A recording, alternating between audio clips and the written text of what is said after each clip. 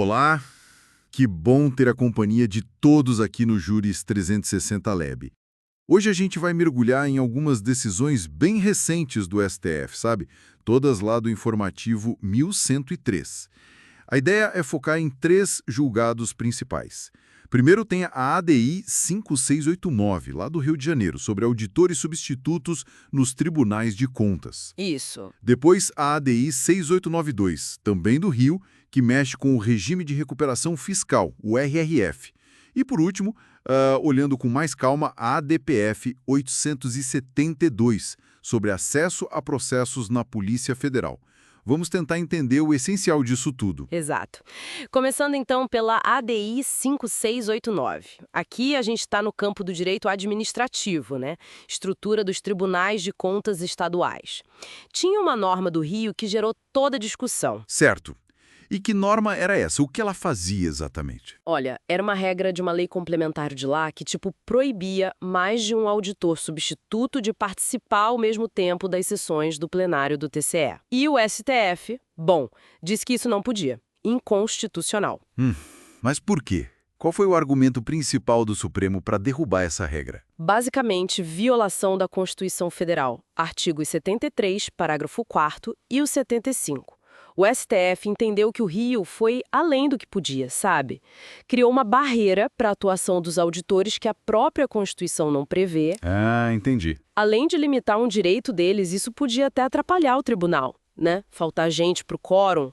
No fundo, o Estado não pode limitar o que a Constituição já organiza de forma mais geral para os tribunais de contas. Faz sentido. Por isso mesmo, o parágrafo 3º lá do artigo 76A da Lei Complementar 63 de 90 do Rio foi para o espaço. Decisão unânime. Entendido. Agora, mudando um pouco o foco, mas ainda na Constituição. A ADI 6.892. Essa entra na questão do Pacto Federativo RRF, aquela discussão sobre grana dos estados, né? Pois é.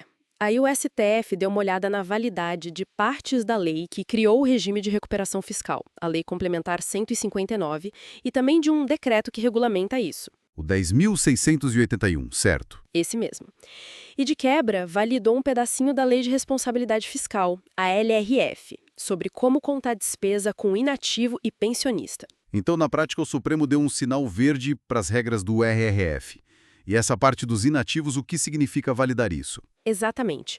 O tribunal disse, olha, o RRF é constitucional sim, é um jeito válido de ajudar o Estado em crise fiscal grave, e sobre os inativos, confirmou que a despesa com aposentado e pensionista tem que ser registrada lá no órgão onde o servidor trabalhava. Ah, no órgão de origem. Isso.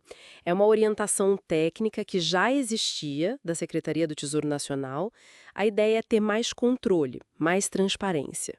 E não fere a autonomia dos poderes essa forma de contar? O STF entendeu que não. Viu como uma regra de organização financeira, mais geral, e também confirmou que a expressão atos normativos lá na lei do RRF é ampla, pega leis, decretos, enfim. Foi unânime e a ação não deu em nada. Isso reforça bastante o controle fiscal da União, né? Bom, vamos então para a DPF 872. Essa parece que tocou num ponto bem sensível. Transparência versus sigilo na administração. Nossa, sem dúvida. Esse caso é muito importante. O problema todo começou com um ofício interno da Polícia Federal. Um ofício circular. E o que ele dizia? Basicamente, ele mandava, de forma geral, que todo e qualquer processo administrativo no sistema eletrônico da PF, o CIPF, fosse cadastrado já como restrito, nível de acesso restrito. Era a regra. Puxa, tudo restrito por padrão.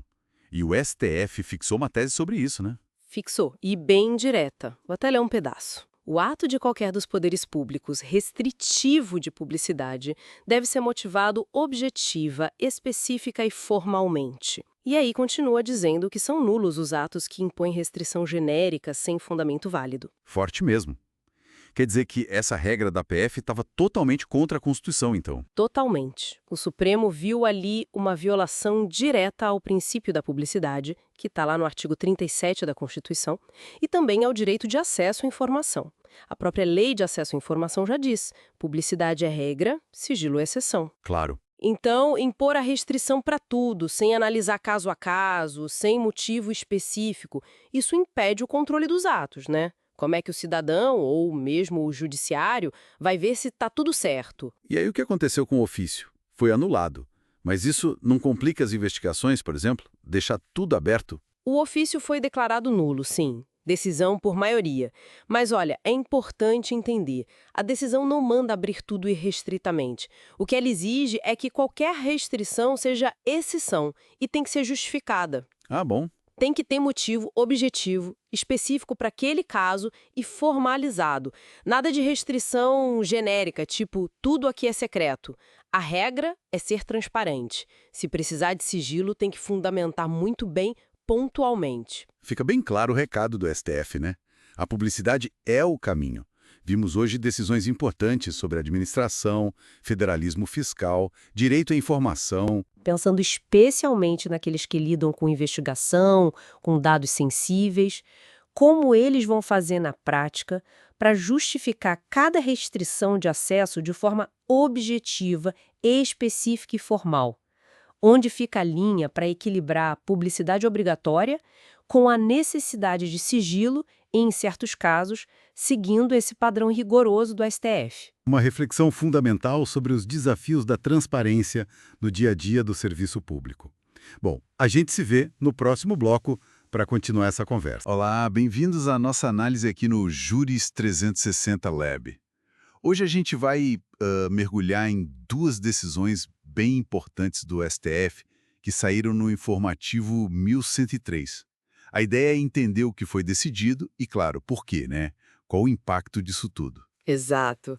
São duas ações diretas de inconstitucionalidade com temas bem distintos, mas relevantes. Isso, vamos falar da ADI 7099, lá de Minas Gerais, sobre associações de socorro mútuo. E da ADI 4273, do DF, que trata daquela questão de extinguir a punição em crimes tributários. Temas quentes. Com certeza. Bom, vamos começar então pela ADI 7099 de Minas. Tinha uma lei estadual lá que tentava regular essas associações de socorro mútuo, sabe? Aquelas de proteção veicular, por exemplo. Isso, que fazem rateio de despesas entre os associados para cobrir eventos, tipo batida de carro. Exato. E aí, o que o STF decidiu sobre essa lei mineira? Então, o Supremo declarou a lei inconstitucional. Derrubou a lei. Ah, derrubou. E por quê? Qual foi o argumento central? O ponto principal foi invasão de competência. O STF entendeu que Minas Gerais acabou legislando sobre matérias que são de competência privativa da União. E que matérias seriam essas? Basicamente, direito civil e, o que foi crucial aqui, política de seguros e também sistemas de captação de poupança popular. O artigo 22 da Constituição Federal é bem claro quanto a isso. Entendi.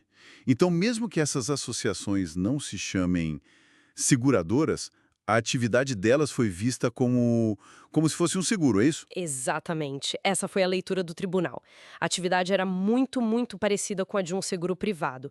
Prometiam cobertura de riscos futuros, né? Mediante uma contribuição dos membros. Sim, a lógica de um seguro. Só que elas faziam isso, assim, sem seguir todo o regramento federal do setor de seguros, normas da SUSEP, Código Civil. Ah, claro. Fora do sistema oficial. Isso. E o tribunal até mencionou que já tinha precedentes, sabe? Como nas ADIs 7.151 e 6.753, dizendo que essa prática é, na verdade, uma oferta irregular de seguro. Então, o Estado não pode criar uma regra própria para algo que na prática funciona como seguro, mesmo com outro nome. Fechou a porta para isso. Exatamente. Reforçou que seguro é assunto federal, ponto final. Certo. Isso tem um impacto grande para quem usava esses serviços, né?